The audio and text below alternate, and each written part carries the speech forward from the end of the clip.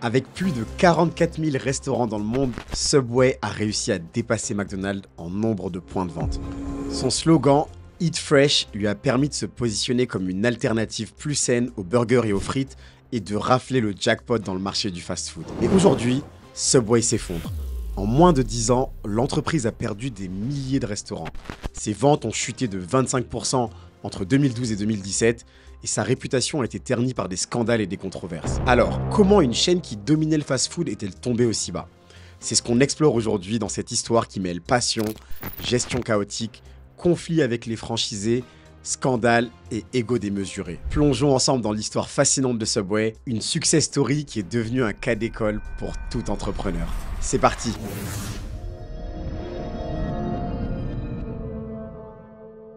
L'histoire de Subway, elle commence en 1965 à Bridgeport, dans le Connecticut, avec un adolescent ambitieux de 17 ans qui s'appelle Fred DeLuca.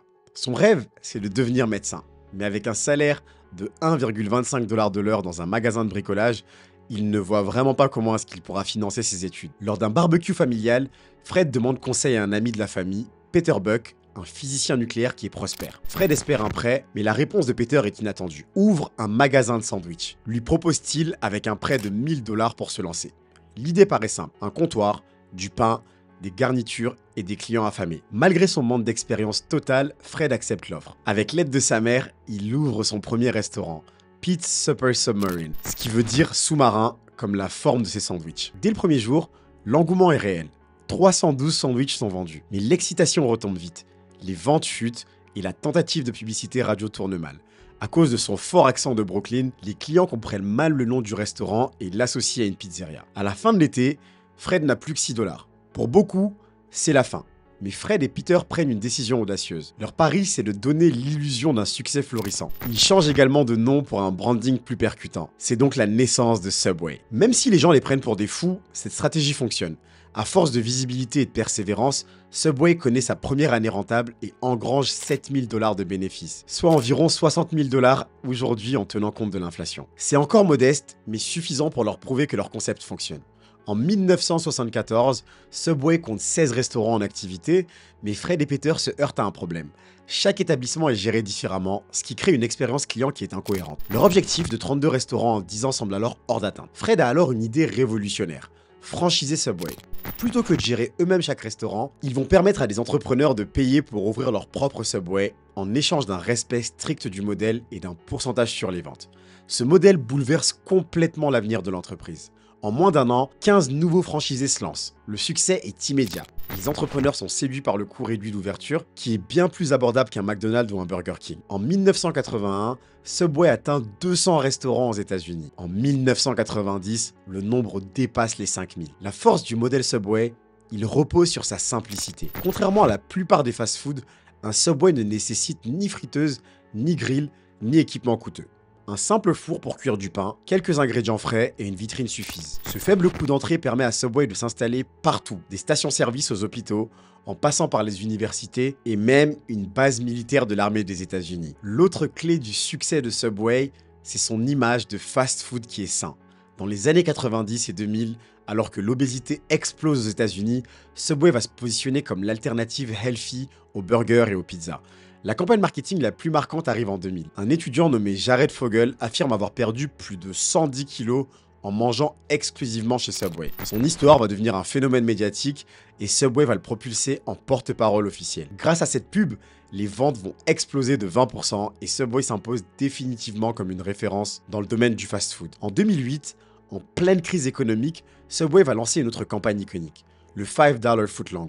C'est un sandwich de 30 cm pour 5 $. Ce coût marketing va permettre de résister à la récession et génère 3,8 milliards de $ de ventes en une seule année. Grâce à ces stratégies, Subway va dépasser McDonald's en nombre de restaurants en 2010 en atteignant plus de 33 000 établissements dans le monde. L'entreprise devient une machine à cash, engrange des milliards chaque année. Mais dans cette quête effrénée de croissance, les premières fissures apparaissent. Expansion incontrôlée, franchisés sous pression, qualité en baisse. Les bases du succès de Subway vont bientôt devenir les raisons de son déclin. Subitement, l'un des principaux facteurs du succès de Subway, son modèle de franchise, devient son pire ennemi. Fred DeLuca est obsédé par la croissance. Plutôt que de renforcer la rentabilité des magasins existants, ils poussent à ouvrir toujours plus de franchises sans se soucier de leur viabilité. Le problème, c'est qu'ils n'offrent aucune protection territoriale. Un Subway peut s'installer juste à côté d'un autre, ce qui pousse les restaurants à se cannibaliser entre eux. Au lieu d'attirer de nouveaux clients, ils se partagent les mêmes ventes, ce qui réduit ainsi leur rentabilité. À Manhattan par exemple, il y a plus de 10 Subway dans un rayon de 15 minutes de marche. Loin d'être un cas isolé, ce phénomène se répète partout aux États-Unis et dans d'autres marchés. Ça me fait penser un peu à Starbucks dont je vous parlais des difficultés dans une vidéo que vous pouvez retrouver en description. La différence, c'est que contrairement à Subway, Starbucks a réussi à maintenir cette concentration sans subir de cannibalisation significative entre ses points de vente grâce à une stratégie de localisation soigneusement planifiée. Bref, pour en revenir à Subway, le résultat, c'est qu'en 2016, un tiers de ces magasins aux États-Unis ne sont plus rentables. Mais malgré ça, l'entreprise continue de vendre des franchises, engrange des frais d'entrée et des royalties sans se soucier du sort des propriétaires. Un ancien cadre de Subway a d'ailleurs expliqué que 30 à 50% des franchisés américains sont des immigrés, souvent incapables de comprendre les contrats complexes qu'ils signent. Attirés par la promesse d'un business clé en main, beaucoup découvrent trop tard qu'ils sont coincés dans un système injuste et impitoyable. Fred De Luca, le fondateur, a lui-même assumé cette stratégie brutale.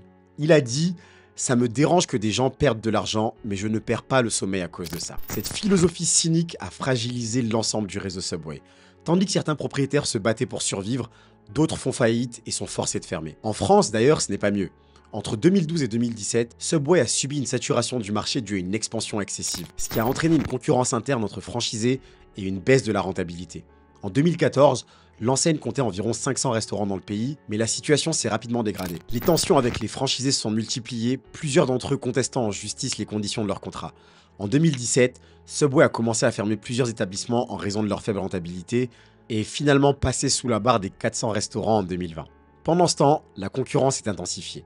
Alors que Subway a bâti son succès sur l'image du fast-food sain, de nouvelles chaînes ont émergé avec des offres encore plus axées sur la qualité et la fraîcheur. Et pendant ce temps, Subway a stagné. Avec des légumes livrés seulement une fois par semaine, une viande pré-tranchée en usine et un menu qui a peu évolué, tandis que la concurrence misait sur la fraîcheur, la découpe sur place et l'innovation constante. Les ventes par restaurant vont chuter dangereusement.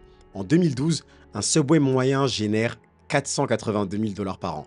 En 2016, ce chiffre va tomber à 422 000 $, soit une baisse de 12,5% en seulement 4 ans. Pour comparaison, McDonald's réalise en moyenne 2,6 millions de dollars par restaurant sur la même période. Et puis, vous vous souvenez de Jared Fogle, le gars qui avait perdu 110 kilos en ne mangeant que du Subway et qui était le visage de la marque depuis 15 ans? Il est arrêté en 2015 pour possession de contenus illégaux qui impliquent des mineurs. L'impact sur Subway est catastrophique à ce moment-là. La presse s'empare de l'affaire, associant directement Subway au scandale. Et les consommateurs sont dégoûtés et se détournent massivement de la marque. Comme si ça ne suffisait pas, Subway doit faire face à une série de polémiques alimentaires qui endommagent encore plus son image. En 2014, un blogueur révèle que Subway utilise une substance chimique présente dans les tapis de yoga pour fabriquer son pain. En 2017, une enquête canadienne affirme que le poulet Subway ne contient que 50% de vrai poulet. En 2021, une plainte est déposée aux États-Unis qui accuse Subway de vendre du thon qui n'en est pas vraiment. Même si l'entreprise va démentir toutes ces accusations, le mal est fait. L'image du fast-food sain est en train de s'effondrer. Pour tenter de redresser la barre, Subway lance en 2021 son programme Eat Fresh, Refresh, un réajustement massif de son menu.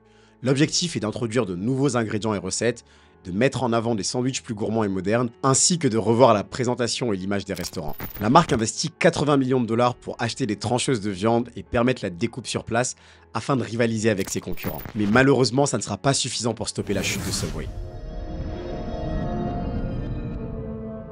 Eat Fresh Refresh, c'est de nouveaux ingrédients, une meilleure viande, un pain amélioré et des sauces inédites. Pour crédibiliser ce revirement, Subway s'offre des ambassadeurs de prestige comme Tom Brady, Stephen Curry et Serena Williams. Mais le problème est plus profond. Pendant que Subway tente de sauver son image, ses concurrents accélèrent. Pire encore, les tendances alimentaires changent. Le fast casual, représenté par des marques comme Chipotle ou encore Five Guys, explose, la restauration rapide classique décline et les nouvelles générations boutent Subway. L'entreprise se retrouve dans une impasse. Depuis la mort de Fred De Luca en 2015, l'entreprise a perdu son capitaine. Suzanne Greco, sa sœur, reprend les rênes, mais peine à imposer une vision claire. En 2019, elle quitte donc l'entreprise en laissant Subway à la dérive. John Chidsey, l'ancien patron de Burger King, va tenter d'apporter un nouvel élan, mais les défis sont immenses. Franchise non rentable, tensions internes et stratégie de marque incohérente. L'enseigne va fermer des milliers de restaurants, mais cela ne suffit pas à enrayer la chute. En 2023, Subway est vendu au fonds d'investissement Rock Capital pour plus de 9 milliards de dollars. Leur objectif, c'est de stabiliser l'entreprise pour éventuellement la revendre, mais pas nécessairement de la révolutionner. Les chiffres sont clairs. En 2016, Subway comptait 44 000 restaurants dans le monde. En 2024, il en reste environ 37 000. Malgré les efforts marketing, les clients ne sont pas convaincus et les franchises continuent de fermer. L'image de Subway reste marquée par les scandales passés et une qualité perçue comme inférieure à celle de ses concurrents. La question qu'on peut se poser, c'est donc, est-ce que Subway peut encore être sauvé? L'enseigne garde un atout majeur, son réseau mondial. Mais pour survivre, elle doit se réinventer de fond en comble. Sans une transformation radicale, Subway risque de disparaître progressivement en étant incapable de rivaliser avec des concurrents qui sont plus innovants et mieux positionnés, comme Beyond Meat, qui a révolutionné l'industrie alimentaire avec son burger végétal qui promettait une alternative savoureuse à la viande avant de totalement s'effondrer, comme on en parle dans la vidéo qui s'affiche.